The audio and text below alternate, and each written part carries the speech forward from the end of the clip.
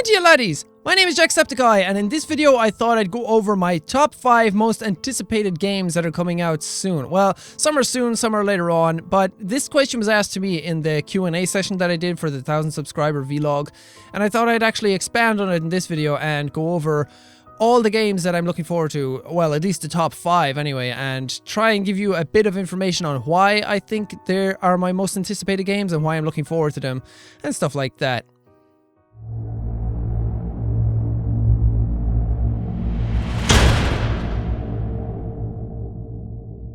Okay, my 5th most anticipated game is Battlefield 4. I am a huge Battlefield fan. I haven't actually been playing Battlefield all that long. I've only been playing since like Bad Company 2. And I really loved Bad Company 2, and I love Battlefield 3, and I've put a lot of time into them. I think I've put like 1,000 hours in between the two of them. So I'm really looking forward to Battlefield 4. I really enjoyed what I saw at E3. It's out in October 2013, this year, later on. The beta will probably be in August, September, like it was before, and then, well, the alpha will be before that, and then the beta will come up, but I'm really looking forward to playing this game. I love first-person shooter games, and Battlefield is one of those games that I really enjoy playing and really just kind of get addicted to, and I love just jumping in and playing a few rounds and then jumping back out, and I just love the overall feel of Battlefield. But yeah, it's out later this year. It's out in October for all you Americans and Australians and everything, but it's out in November for me, of course.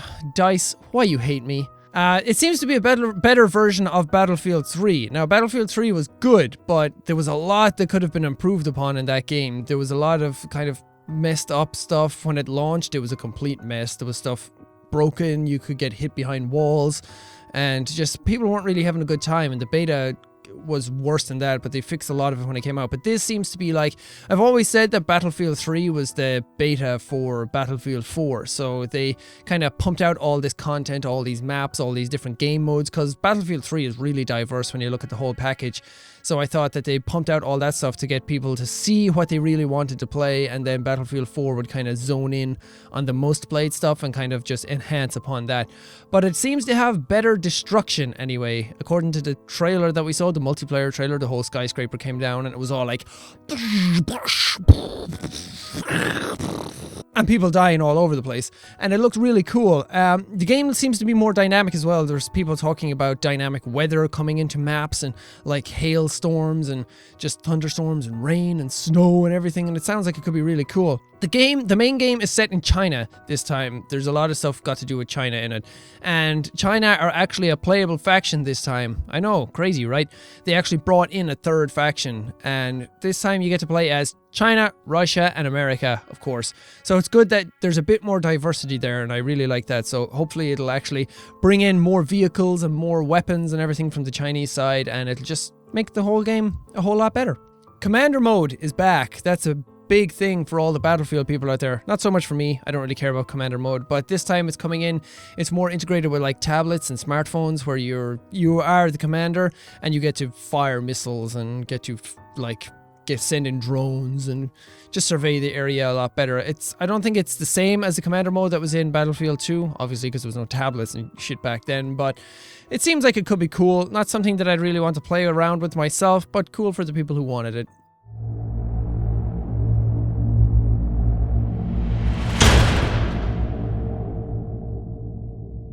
At number 4 is Grand Theft Auto 5. That's funny. 5 is at 4. Now, I know what a lot of you are thinking. Jack, you are crazy. Why is Grand Theft Auto 5 at number 4? That's going to confuse me saying 5 at 4. I'm looking forward to this game a lot, but not as much as some of the other games that are on this list. This is going to be a huge game at the end of the year. It's coming out in September, and it's just going to be phenomenal. It's changing a lot of the Grand Theft Auto formula. This time there's 3 protagonists, and you get to do like bank heists, and you have to plan them all out, and you get to do all this cool stuff that you couldn't do before. And they're bringing back planes, and you can switch between the characters at any time, and there's just all these cool dynamics that are coming into the game, and I'm really looking forward to playing it. And I really enjoyed the Grand Theft Auto games before. I love Grand Theft Auto San Andreas. That's my favorite Grand Theft Auto game, followed closely by Vice City, and then probably Grand Theft Auto 4. It's also the biggest Grand Theft Auto game that they've ever done, and that's pretty big because the Grand Theft Auto games are usually ginormous. They usually have massive maps, but this time it's coming in with 3 areas, and some areas are returning from before, and it just looks really cool. It's going to be huge, it's going to be big, it's going to be fun, it's just going to be what Grand Theft Auto should be. They've said that they've improved the handling on cars in the game, and I don't really see what the big deal was in Grand Theft Auto 4. I loved how the cars handled in Grand Theft Auto 4. They actually felt like cars. Some cars felt a little too much like the others, but when you drove a Jeep, it felt completely different than when you were driving like a sedan or just a normal car driving around or a supercar. They all felt different. They all had different suspensions. They all had different weights. They all had different feelings to them. You had to drive differently when you were using each of them, and it was really, really cool. I really liked that aspect of the game, and I'm hoping that they don't change it too much where the cars feel floaty. In some of the trailers that I've been watching, some of the GIFs that I've seen, the cars seem like they're kind of sliding around their place, but that could just be because the ground is wet. Rain tends to make the ground wet and cars slide. Who guessed? It seems like they could have improved the handling just to make them feel a little more different from car to car, and that's kind of something that I really want to see in the game. I don't want them to change it completely because I really liked how the cars handled in Grand Theft Auto 4. Another thing that they're changing is the shooting. Shooting in Grand Theft Auto has always been kind of a bad spot in the games. It was serviceable, it did what it was supposed to, but it was never great. It was good, it was fine. Shooting guys felt okay, it felt fun. Shooting them with a shotgun in the face, the physics had more to do with it than anything, watching them tumble all over the place.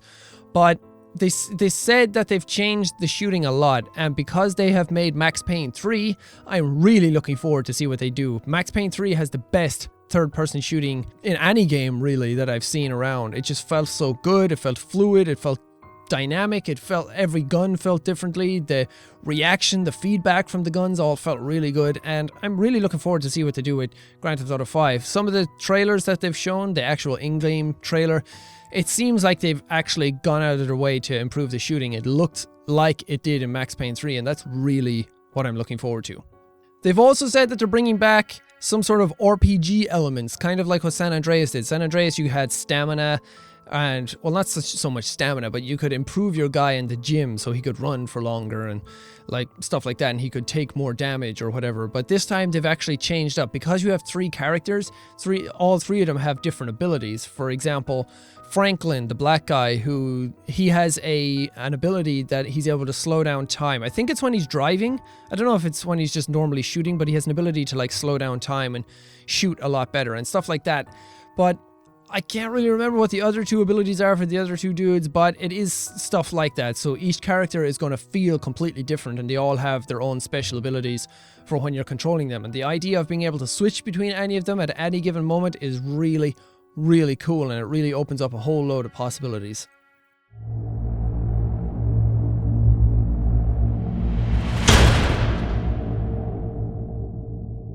Next on my list at number 3 is The Witcher 3. So that worked out okay. 5 was at 4, 3 is at 3. I'm really looking forward to this game. I loved The Witcher 2. Not so much The Witcher 1, it felt a little clunky, it felt a little weird, but I loved The Witcher 2. That was clunky too, but this seems like it's improving a lot. It's coming out in 2014. There's no specific release date for it yet, but they said that it should be done by 2014. So I'm guessing probably later in the year, maybe November 2014, because they are working on other games at the same time. They have said that this is going to be the biggest living open world in RPG history. Now, hold on a sec. That is a whole lot to live up to. If you're going to say that it's the biggest living open world of all time, then you have a lot to live up to, my friend. You can't just throw around words like that and then not kind of like have the game to follow up with it. What they have said is that it's 20% bigger than Skyrim. Now, this worries me a little. Skyrim is indeed huge. Skyrim is massive, but Skyrim is too fucking big. Skyrim is too big for its own good. There's nothing in Skyrim. It's a load of land and a load of empty space, and the people in it are just stupid, and it just doesn't feel alive at all. If you're building a world that's 20% bigger than that, you sure as hell better have a lot more density in the game, because if your game is 20% bigger than Skyrim for the sake of being bigger than Skyrim, then it's probably not a good idea. The Witcher 2 was small. It was tiny in comparison to something like Skyrim, and it worked extremely well. It felt dense. The people all felt different. There was a lot of conversations going on. It repeated a lot, but the people all felt really good. There was a lot of diversity in it, in the small little areas. It just felt really alive. So if they can transpose that into what Skyrim is, if they can take the density and the atmosphere of The Witcher 2 and expand it into something 20% bigger than Skyrim, then that is going to be big, big news. It's going to be a big deal, okay? It's going to be great. It's going to be brilliant. They've said that you will need to use boats and horses to get around the map a lot more, so you can't just like walk around like you did in The Witcher 2. You're going to have to use modes of transport to get around. They have said that there's a fast travel mechanic in the game, kind of like what the Elder Scrolls does. If you use a horse to get to a town, then that town opens up on your map. You can fast travel between that town and the town you're at previously. This is also a worry of mine. I have a video of it up before about how fast travel can actually trivialize an open world. Now, the reason why I'm worried about this is if you have fast travel in your game, what tends to happen is that if your game is big and you have fast travel in it, you end up going to a town and they say, oh, I need you to go here to do this. And then when you get to that town, it's like, okay, thank you for that. Now go the whole way back. What ends up happening is the people go there and then they use fast travel to get back to where they were. So all this huge open world that you have usually gets missed out on. So if they can have it where I don't feel the need to fast travel around, if I feel like, hey, it's not that far away, I can just go on my horse. I love the environment. I love the battles in between. If they can get all that stuff down right, then it's going to be really good. But if it's going to be like Skyrim, where it's vast, it's open, it's empty, and you just want to fast travel everywhere because it's boring to walk around, then no, I am not for that at all. But I have faith in CD Projekt Red to pull it off. One thing I'm excited about for The Witcher 3 is that they're bringing new combat and new animations. The Witcher 2 had serviceable combat. It was fine. It did what it was supposed to do. It's kind of like the shooting in Grand Theft Auto. It was okay, but it felt really clunky. It felt unresponsive at times. There is a new mod out for The Witcher 2 that changes a lot of this, but it still largely feels the same. But in The Witcher 3, from the trailer so far, it seems like Geralt has a bunch more different animations. He seems to like move from combo to combo a lot better. He seems to be able to fight a lot more enemies a lot easier. That kind of stuff. And that is what The Witcher should be able to do. The Witcher is a monster hunter. He should be able to fight a bunch of dudes at once and like not even break a sweat. He's basically a superhuman. That is one thing that they've said also about The Witcher 3 is that he goes back to Witcher work. In The Witcher 2, he focuses on way too much on politics. He gets involved with all the humans and the non-humans, and he gets involved in the politics between them about how certain people are treated badly and how people are trying to usurp other people. And that's cool. It was great. It was a good story. It was a really good story in The Witcher 2. But I kind of want to take a break from that. I don't want him to get too involved in stuff, and that's what they've said for The Witcher 3. He goes back to fighting monsters a lot more. He goes back to doing proper Witcher work, fighting monsters for money and just traveling along the road. And that's what Geralt is supposed to be doing all the time. That's what he was doing kind of in The Witcher 1. So I'm glad to see that that stuff is coming back. The game is being made on their new engine called Red Engine 3. Now, when companies say that they're building new engines for these things, it usually doesn't mean that they're building a brand new engine. It usually means that it's going to be like Red Engine 2, just a lot better. It's going to have like DX11, tessellation, stuff like that. And it's just going to be a much more improved version of what they had before. It's kind of like how DICE are saying that Battlefield 4 has Frostbite 3, when really it's just like Frostbite 2, but a lot of stuff is like enhanced and upgraded and stuff like that. It's not really a new engine, but it kind of is at the same time. It's doing new things, but not really. So it's going to look a lot better. Hopefully it'll run a lot better. The Witcher 2, now it runs good for me because I have a 670 and I can just really punch it in the ass hardware-wise and just give it a kick in the pants to get those frame rates up. But for people with mid-range to low-end systems, it didn't really run all that good, even when you lowered settings. So I'm hoping it's a bit more balanced this time. But they're bringing in a lot of cool stuff like physics fur on wolves, where when they run, like the fur moves like water on their skin and it looks really, really nice. So it's going to be one hell of a looker.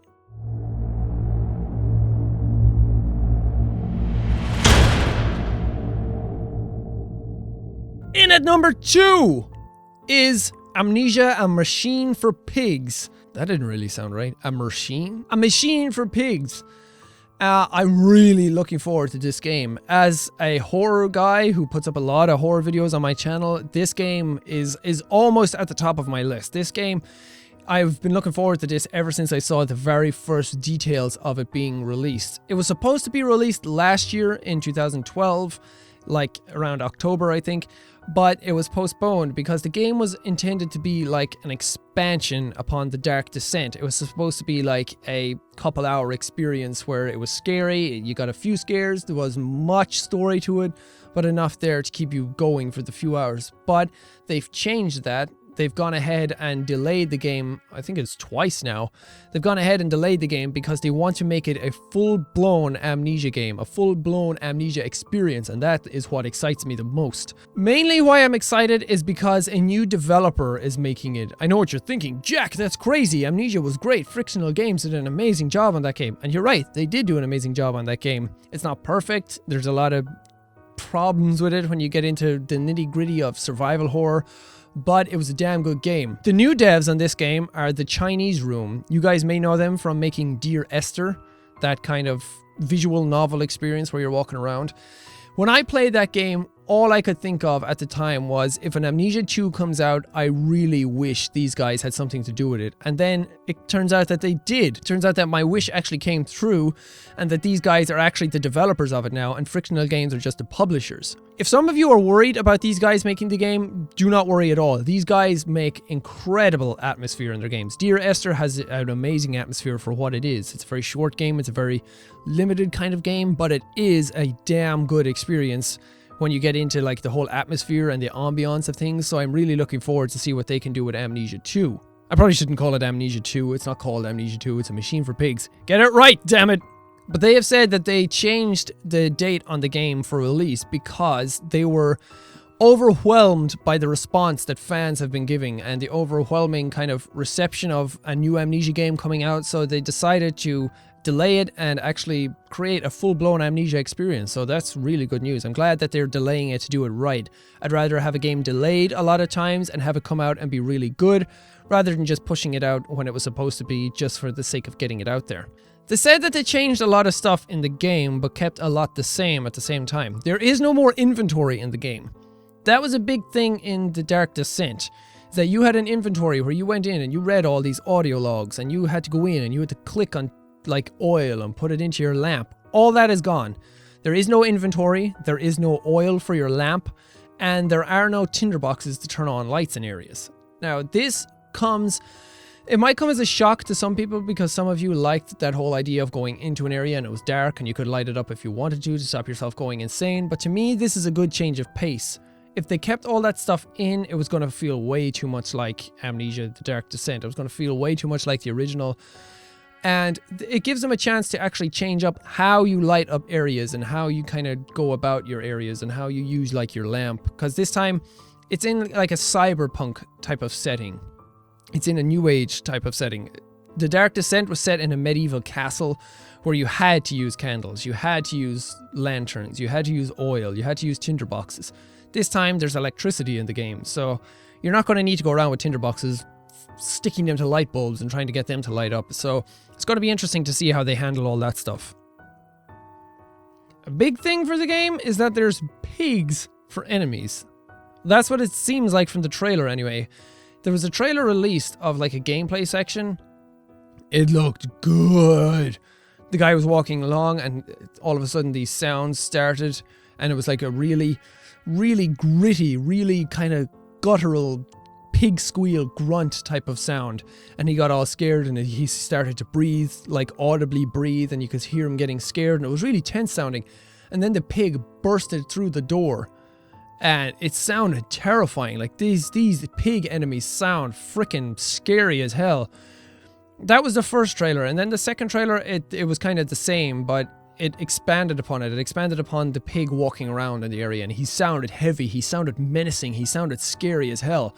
So I'm really looking forward to seeing what they are like.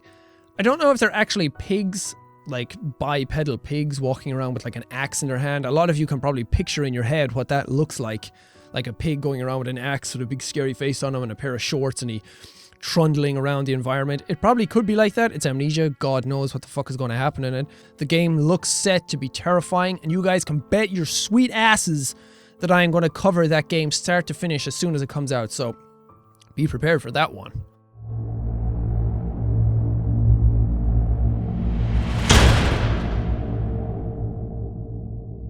Now, game number 1 on my list. Drum roll. Number 1 most anticipated game for Jacksepticeye is Dark Souls 2. Now, I know what you're thinking. Jack, you play horror games. Why are you so much looking forward to Dark Souls 2? Well, I'll tell you, my friend. Dark Souls is the second best game of all time. As soon as I heard that there was Dark Souls 2 coming out, I lost my shit. I geeked all over that. It's coming out in March 2014. It's coming out for PC, PS3, and 360. And that's kind of weird because next-gen consoles are going to be out by then, but FromSoft, the developers, have said that they wanted to release the game sooner rather than later. If they had changed to making it for next-gen consoles and PC, it wouldn't come out to like 2016. So I'm glad that they're taking the time to do it right on current-gen consoles and PC and releasing it when it's ready, rather than like postponing it and then doing it all for next-gen consoles just for the sake of better visuals. Because that's really all it's going to be if they postpone it to that. And it's not that long after the consoles come out, so a lot of people are still going to have their PS3s and 360s to play this game, so it's good that they're still supporting those systems even after the new ones come out. This time they said that the game relates to Dark Souls 1, but it doesn't intertwine with the story of Dark Souls 1. It's based around a new character, a cursed character who's trying to find a cure for his cursedness. Is that a word? It is now!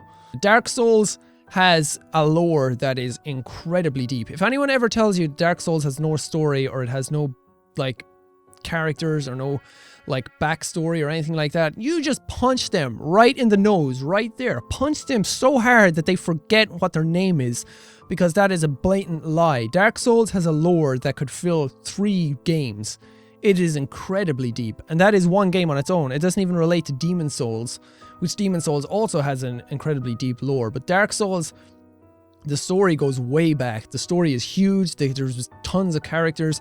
There's a lot of secret stuff in it. There's a lot of stuff that people still don't understand. So there's a huge story to play with. So I'm glad that they're going back and kind of divulging more information on that through Dark Souls 2 and kind of enlightening people a bit more on the story that was in Dark Souls 1. It will keep the same multiplayer mechanic that Dark Souls and Demon Souls had, which is probably one of the best multiplayer mechanics I've ever seen. You go into areas, you can see other players walking around like they're spectral ghosts, or like just them in a different... They're playing the same section, but they're on a different server, they're on a different world. They're going through it at the same time as you, but they're in a different place, so to speak. So it's cool to see that. You can summon people into your world and they can help you fight bosses, enemies, or you can invade other people's worlds or have your world invaded. So you could be going along, you could be fighting a boss, or you could be going along and doing all this hard stuff and you got all these souls, and then somebody from another world who is much stronger than you are can come in and just kill you instantly and just troll you, basically. It is a way of trolling. That's basically all it is. So the multiplayer is really good, and that seems to have come back, and they're setting up some dedicated servers for it, so it won't be as laggy, it won't be as unresponsive, it won't be as glitchy and rubber bandy as Dark Souls 1 was, so that's big news. People were worried about Dark Souls 2. When it came out before, the Miyazaki, the guy who... I think his name is Miyazaki. I'm gonna have to look that up. He is not directing the game anymore. He directed Dark Souls. I'm pretty sure he was on Demon Souls. Somebody will need to quote me on that. But he is not returning for Dark Souls 2 as the director. He's going to be the producer of the game and just kind of like an overhead for the game, so he can like steer the game towards what Dark Souls should be if it gets too much out there.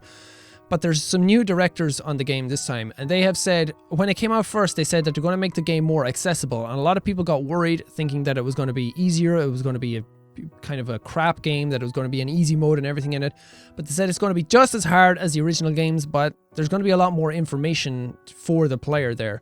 Covenants are going to be easier to understand. Stuff like your intelligence, your strength, your endurance, all that stuff for your upgrades are all going to be easier to understand, because a lot of people don't know what they do when you're trying to upgrade your soul level in the original Demon Souls. Stuff like your armor and all that stuff, what's good against what, is all going to be easier to understand. So I am all for that. I'm all for divulging more information to the player, letting them know what stuff does a lot easier, because Dark Souls is a bit obscure. It's a bit obscure for the sake of being obscure.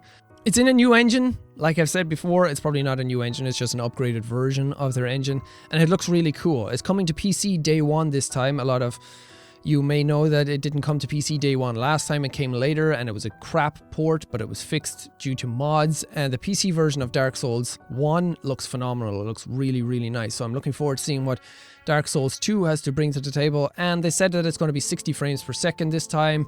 Before it was locked at 30, so this is some really good news. The PC version should be really good this time, and if you have a PC that's capable of running it, I'd suggest getting it for that. There's going to be new animations, new combos, new ways of fighting. Before it was just like you had the same combos over and over and over again, but it seems like they're bringing in some more combos this time, so that's cool. I like that. Before it was just like slash slash slash, enemy dies, slash slash slash, next enemy dies, and it was fine. It was engaging combat, but it got a bit stagnant after a while. If you saw the same animations over and over again, it got a bit samey, it got a bit repetitive, so changing that up is a good idea. This comes back now, this point comes back to the whole open world thing that I've been talking about before. They said that Dark Souls 2 is twice the size of Dark Souls 1. Dark Souls 1 is huge. It is gigantic. If you walk around that whole game, it's just one open world where you can go anywhere you want, and it's all interconnected with each other. It's extremely impressive. It's one of my favorite parts about that game, but it is pretty big. So if you have something that's twice as big as that, that's going to be hard to navigate. But they said that you are allowed to warp between bonfires in the game this time. It kind of works like a fast travel system in The Witcher 3 or Skyrim or something like that, where if you get to a bonfire, you can suddenly warp from that bonfire back to the one that you found at the beginning of the game, and so on and so on. At first, I was kind of hesitant about this. This sounded like an awful idea because, like I said, fast travel trivializes the open world nature of a game. Forcing you to walk around Dark Souls 1 really let you get a lay of the land. When you wanted to go somewhere, you knew how to get there. You really understood the map, you understood the mechanics of it all. The combat was really engaging, going through it multiple times. It never got stale, it never got stagnant, at least not for me anyway. But I have a fear that warping between bonfires is just going to make people warp between bonfires from now on, and they're not going to actually go through the map, they're not going to understand that as good as Dark Souls 1. But if it's twice the size of Dark Souls 1, maybe it's a good thing that you can warp between bonfires. And if it's like Dark Souls 1, you can't actually warp between every single bonfire. It's just main bonfires in each area. So it's still kind of wait and see to see how that turns out. But I'm kind of hesitant, but I'm okay with it. And that does it for the list. That's all 5 most anticipated games. This video is a lot longer than I thought it was going to be, but I had a lot to say. Let me know in the comments what you guys are looking forward to. Give me a list of your top 5 favorite, most anticipated games that you're looking forward to. They don't have to be for PS3, 360, PC, or PS4 or whatever. They don't have to be coming out this year, next year. It can be any game that you're looking forward to that is coming out anytime that isn't out right now. So send me lists. I want to know what you guys are looking forward to. And if some of your lists kind of coincide with some of my list, then obviously that's good news because I can do videos on them and you guys are going to enjoy them. Right now, I'm kind of worried about doing certain videos because I want to branch out the channel. I don't want to do horror games all the time. I know some of you are thinking that's blasphemy because that's what a lot of you came to watch my channel for. I will always be doing horror games. I love them. I really like horror games, but when you're doing them non-stop all the time, it gets a bit repetitive. It's the same kind of commentary over and over again. So I'm trying to introduce other types of games into the channel. So if some of you guys are okay with some of these games, then let me know and send me your list and I will know then that those games are okay. As always, if you guys like this video, punch that like button right in the face. Hit it about there. Say my face is the like button. Hit it right there. Give it a nice big black eye. If you guys want to see more vlogs like this, if you guys want to see more of me talking about games in general, I really like doing these types of vlogs. I like interjecting them. A lot of you seem to like vlogs in general. They have a lot of views on my channel, and there's a lot of buzz around them. There's a lot of comments. People like interacting with each other like that. And I like doing these sort of topics where we get to talk about games in general. We get to talk about certain aspects of certain games, and it's not just gameplay all the time. And I get to interact with you guys. I get to get feedback. I get to just talk. It's nice to talk. It's nice to have vlogs. I'm still waiting for my microphone stand to come. I'm still using this one. I got my shock mount, but I'm waiting for the new one to come. If you guys ever order anything from Amazon and it comes with iParcel, do not order that. I've been waiting like 2 weeks for this microphone stand to come and it still hasn't arrived. So whenever that comes, I will be doing my setup video. I don't want to do it now because the setup's going to change soon after I do it. So I'm going to wait for that to come and then I can do a vlog on my whole setup and you guys can watch that. But let me know if you guys want to see any more vlogs on any other topics. I like doing these. I like talking. I like speaking my mind. So let me know. Thank you guys so much for watching this video. Click the annotations at the end for more stuff that Jacksepticeye has done, this wacky guy right here. And like I said, punch that like button in the face. Well, thank you guys, and I will see all you dudes in the next video! Oh, people are gone. There's nobody here anymore. Daddy-os! I can hear walking. Oh, that sounds like it's right in my ears. Like it's right here. That's very well done.